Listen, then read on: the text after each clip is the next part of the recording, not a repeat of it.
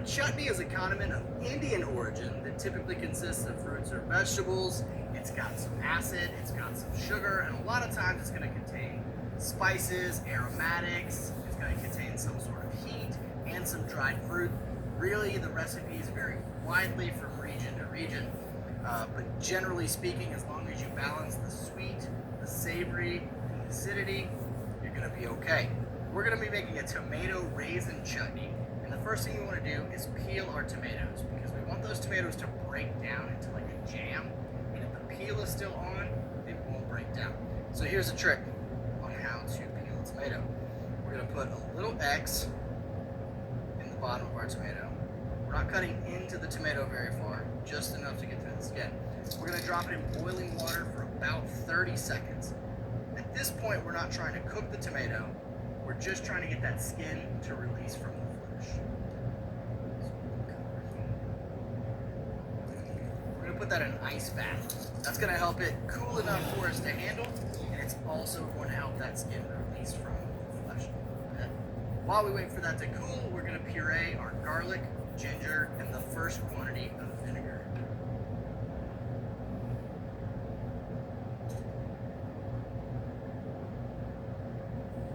Ginger.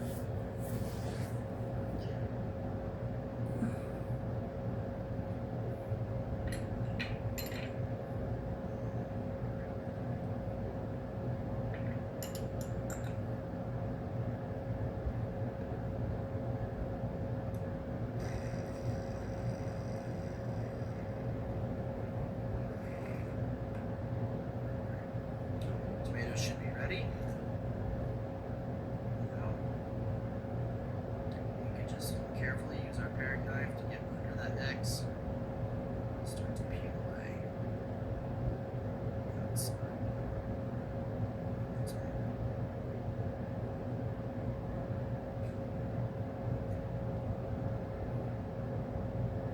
There we go. Peel is totally removed. We also want to get the stem out. So, carefully holding our paring knife by the blade, we'll press it in at about a 45-degree angle toward the center. You can put your thumb over the stem and slowly turn the tomato. Pop that end out.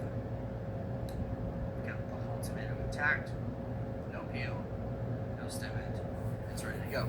I'm not going to make you sit here and watch me peel all the tomatoes.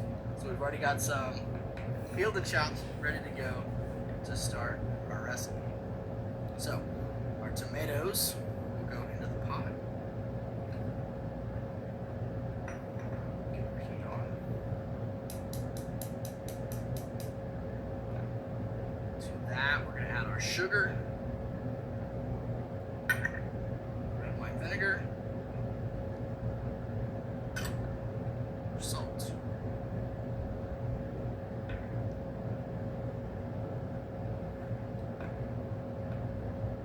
And our ginger, garlic, and red wine vinegar mixture.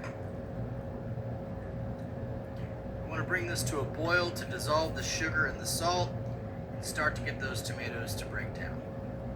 All right, now that we've got this up to a nice boil, the sugar and salt are dissolving, but all the natural water in the tomatoes is coming out now. So we want to continue to cook this down. As you see those bubbles, that's all the water evaporating. We want to cook out a lot of that water. Again, we're trying to get this down to a jam consistency. So tomatoes have a lot of water in them. We need to cook a lot of that out. Once it's almost gone, then we'll add in our chilies and our raisins, and then cook it a little bit more, and we'll be good to go. All right, this is cooked down considerably. We can see that the amount of bubbles is reducing, which means we have less and less water in there. The tomatoes are really breaking down.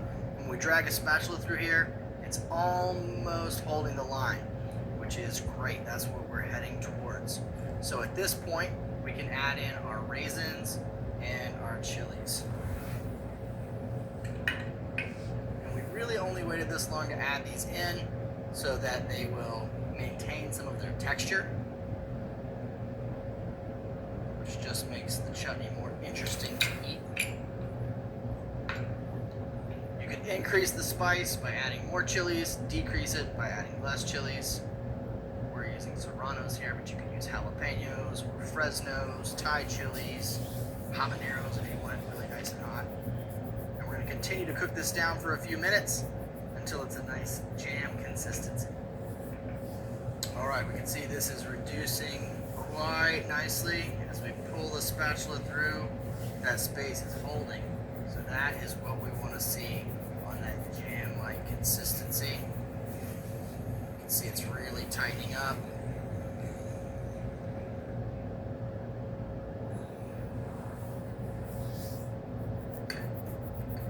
Chutney is a great way to preserve fruits and vegetables as well. The amount of sugar and acid in this is going to help preserve that for quite a long time. You can get probably a month out of this in the